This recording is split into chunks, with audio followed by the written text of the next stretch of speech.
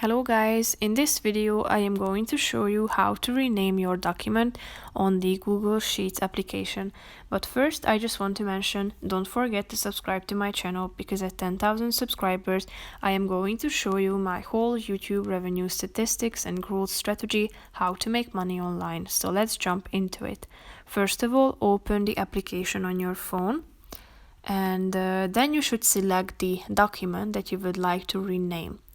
All you have to do is simply tapping on the three dots icon that you can find in the right side of the screen, and just simply tap on the relevant one next to your selected document's title.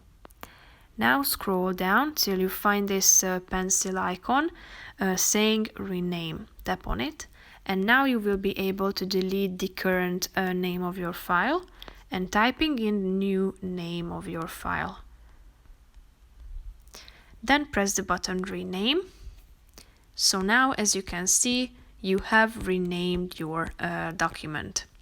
That's pretty much it for this video. I hope you found it helpful. If you did, consider subscribing and see you in the next video. Bye bye.